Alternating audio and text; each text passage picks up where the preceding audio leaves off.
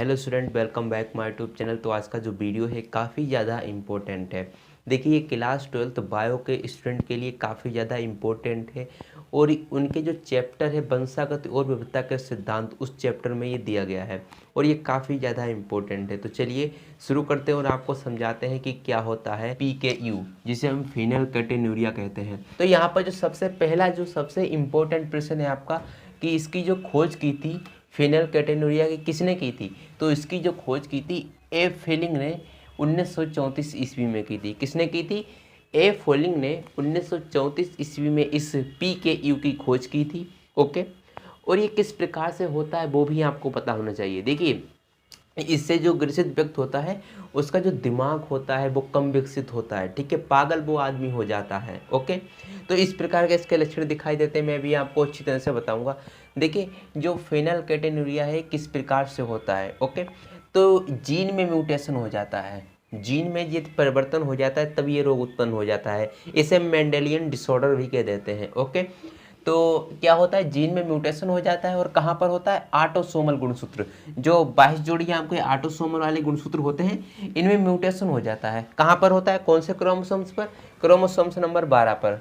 Chromosome number 12 पर एक gene उपस्थित होता है। ठीक है, उसमें म्यूटेशन हो जाता है जिसके कारण ये रोग उत्पन्न होता है। ओके, और ये कैसा है? रिसेसिव है, ऑटोसोमल रिसेसिव। रिसेसिव का मतलब होता है अप्रभावी। अप्रभावी का क्या मतलब होता है? ये पिता से बेटे में जाता है, मतलब वो वाहक हो जाता है और फिर पिता के पोते पोते में ये रोग होता है। देखिए, एक बार मैं आपको यहाँ पर समझा देता हूँ। देखिए, जैसे ये माता पिता हैं यहाँ पर, ठीक है, पेरेंट्स हैं, और इनका जब बेटा या बेटी कुछ भी इनकी संतान होगी तो वो कैसी हो जाएगी? वाहक हो जाएगी। किससे वाहक हो जाएगी? इस रोग से, फिनाइलकेटोन्यूरिया से। ओके, और फिर इसका जब पोता होगा या पोती, ठीक है, तो इसका जब पोता होगा तो उसमें ये चांसेस होते हैं कि ये रोग इससे इसमें चले जाएं। ठीक है, तो पिता से, पेरेंट से पोते में जाने के चांसेस काफ़ी ज़्यादा होते हैं। 95% इसके चांस होते हैं कि ये वाला जो रोग है वो इसमें चला जाए। ओके, तो इस प्रकार से ये रिसेसिव होता है। अब यदि हम आपको बताएं कि डोमिनेंट का क्या मतलब होता है? डोमिनेंट वही होता है कि पिता से डायरेक्ट जाएगा बेटे में या पोते में, किस में, ठीक है, और फिर डायरेक्ट फिर इसमें जाएगा। वो लगातार पीढ़ी दर पीढ़ी चलता रहता है। लेकिन ये पीढ़ी दर पीढ़ी चलता नहीं रहता है, लेकिन इसमें क्या होता है, इसका जब बेटा जो होता है तो वाहक हो जाता है और फिर इससे इसमें चला जाता है, पोते में। ओके, तो ये बात आप जान चुके होंगे, मैंने कई वीडियोज़ में बताया भी है आपको। तो इस प्रकार से रिसेसिव होता है, ऑटोसोमल रिसेसिव, जीन में म्यूटेशन हो जाता है जिसके कारण ये PKU रोग उत्पन्न हो जाता है। ओके, कहाँ पर होता है? क्रोमोसोम नंबर 12 पर एक जीन होता है, उसमें म्यूटेशन हो जाता है जिसके कारण ये रोग उत्पन्न हो जाता है। ओके, अब ऐसा क्या होता है, ऐसा जीन में क्या म्यूटेशन हो जाता है जिसके कारण क्या कमी हो जाती है जिसके कारण ये रोग उत्पन्न हो जाता है? तो देखिए, इसमें एक एंजाइम होता है, इससे जो ग्रसित व्यक्ति होता है उसमें एक एंजाइम होता है, फिनाइल एलेनिन हाइड्रोक्सिलेज एंजाइम, इसकी कमी हो जाती है। ठीक है, इससे जो ग्रसित व्यक्ति होता है उसमें किसकी कमी हो जाती है? कौन से एंजाइम की? फिनाइल एलिनिन हाइड्रोक्सिलेज एंजाइम की कमी हो जाती है। ओके, यदि कमी हो जाती है फिर क्या होता है? फिर जो टायरोसिन अमीनो एसिड है ये नहीं बन पाता है। ओके, टायरोसिन अमीनो एसिड जब नहीं बन पाता है तो ये जो फिनाइल एलिनिन है ये इकट्ठा होने लगता है। ठीक है, फिर इकट्ठा होने लगता है, फिर मैं अभी आपको आगे बताऊंगा।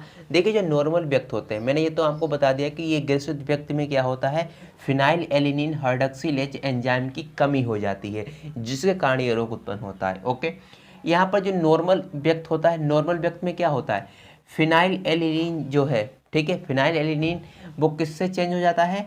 फिनाइल एलिनिन हाइड्रोक्सिलेज एंजाइम से टायरोसिन अमीनो एसिड में चेंज हो जाता है। देखिए, बात को यहाँ पर समझने वाली है, इस कॉन्सेप्ट को अच्छी तरह से समझिए ताकि आप अच्छी तरह से इसे तैयार कर पाएँ। देखिए, जो फिनाइल एलिनिन है, ओके, फिनाइल एलिनिन ये चेंज होकर टायरोसिन अमीनो एसिड बन जाता है और इससे कई सारी प्रक्रियाएं चलती रहती हैं। ओके, ये कोई दिक्कत नहीं करता है। ओके, जब फिनाइल एलिनिन है ये चेंज किस एंजाइम की मदद से होता है टायरोसिन अमीनो एसिड में? तो ये चेंज होता है फिनाइल एलिनिन, यानी इससे फिनाइल एलिनिन हाइड्रोक्सिलेज एंजाइम से चेंज होकर टायरोसिन अमीनो एसिड में चेंज हो जाता है। अब इससे जो ग्रसित व्यक्त होता है, इससे जो फिनाइल यानी PKU से जो ग्रसित व्यक्त होता है उसमें क्या ऐसा हो जाता है, तो देखिए उसमें क्या हो जाता है, जो फिनाइल एलिनिन है वो तो बनता है, नॉर्मल तरीके से बन जाता है, लेकिन इसको चेंज करने के लिए किस एंजाइम की आवश्यकता होती है, फिनाइल एलिनिन हाइड्रॉक्सिलेज एंजाइम की आवश्यकता होती है, और वही इस ग्रसित व्यक्ति के अंदर उपस्थित नहीं होता है, कमी हो जाती है इसकी। ओके, जब कमी हो जाती है तो टायरोसिन अमीनो एसिड में चेंज नहीं हो पाता है। अब टायरोसिन अमीनो एसिड में ये फिनाइल एलिनिन चेंज नहीं हो पाता है, तो ये क्या होता है, तो ये बॉडी में इकट्ठा होने लगता है। ठीक है, जब बॉडी में इकट्ठा होने लगता है तो क्या होता है, फिर ये अपने आप चेंज कर लेता है, अपने आप को ये चेंज करके क्या बना लेता है, फिनाइल पायरुविक एसिड बना लेता है। ठीक है, जो फिनाइल एलिनिन है ये चेंज नहीं हो पाता है टायरोसिन अमीनो एसिड में, फिर ये क्या होता है, फिर ये इकट्ठा होने लगता है बॉडी में। ठीक है, इसकी मात्रा ज़्यादा से ज़्यादा बढ़ जाती है, इकट्ठा होने लगता है, तो ये अपने आप चेंज कर लेता है, जिसका नाम होता है फिनाइल पायरुविक एसिड, और ये हमारे बॉडी के लिए टॉक्सिक है, यानी जहर का कार्य करता है। ठीक है, काफ़ी ज़्यादा हानिकारक होता है। जब फिनाइल पायरुविक एसिड में ये अपने आप चेंज हो जाता है, फिर क्या होता है, फिर देखिए ये बॉडी को हानि पहुंचाता है। ओके, अब हम देखिए सिम्टम देखेंगे, यहीं से आपको सिम्टम अच्छी तरह से पता लग जाएंगे। जब ये क्या होता है, बॉडी में इकट्ठा होने लगता है, फिर ये कहा जाता है सेंट्रल नर्वस सिस्टम में जाता है, यानी CNS में जाता है, और CNS में जाने के बाद क्या होता है, दिमाग को क्या करता है, इफेक्ट पहुंचाता है, दिमाग को ये क्या करता है, विकसित नहीं होने देता है, मंद बुद्धि जैसे लक्षण इसके दिखाई देते हैं। ठीक है, मंद बुद्धि का मतलब उसका दिमाग कम विकसित होता है। ओके, पूरी तरह से डेवलप नहीं हो पाता है, मंद बुद्धि, पागल जैसे लक्षण दिखाई देते हैं। ओके, इस प्रकार के यहाँ पर इसके लक्षण दिखाई देते हैं। और क्या होता है, मूत्र में गंध आना। मूत्र में गंध क्यों आती है, क्योंकि जो फिनाइल पायरुविक एसिड है ये बॉडी में इकट्ठा हो रहा है और मूत्र के साथ बाहर भी निकल रहा है, जिसके कारण क्या हो रहा है कि मूत्र में इससे गंध आती है। ओके, तो ये कुछ यहाँ पर इम्पोर्टेंट पॉइंट हैं, आपको ध्यान होने चाहिए फिनाइलकेटोन्यूरिया के बारे में। ओके, तो देखिए एक बार मैं आपको और समझा देता हूँ ताकि आप अच्छी तरह से इसे नोट कर पाएँ और अच्छी तरह से याद कर पाएँ। देखिए, जो फिनाइलकेटोन्यूरिया होता है ये काफ़ी ज़्यादा घातक रोग होता है। ठीक है, PKU से नाम से इसे जानते हैं। ओके, तो इसकी जो खोज की थी ए फोलिंग ने 1934 में खोज की थी। आपको पता है ऑटोसोमल रिसेसिव जीन में म्यूटेशन हो जाता है। ऑटोसोमा आपको पता है 22 जोड़ी जो गुणसूत्र होते हैं उसमें क्रोमोसोम नंबर 12 पर एक जीन उपस्थित होता है। ठीक है, उसमें म्यूटेशन हो जाता है जिसके कारण ये रोग उत्पन्न होता है। रिसेसिव होता है, कहा जाता है लगातार ट्रांसफ़र नहीं होता है। ओके, इस प्रकार से आपको समझना है। अगला यहाँ पर पॉइंट है कि जो इससे ग्रसित व्यक्त होता है उसमें किस एंजाइम की कमी हो जाती है, तो फिनाइल एलिनिन हाइड्रॉक्सिलेज एंजाइम की कमी हो जाती है, जिसके कारण जो फिनाइल एलिनिन है वो टायरोसिन अमीनो एसिड में चेंज नहीं हो पाता है।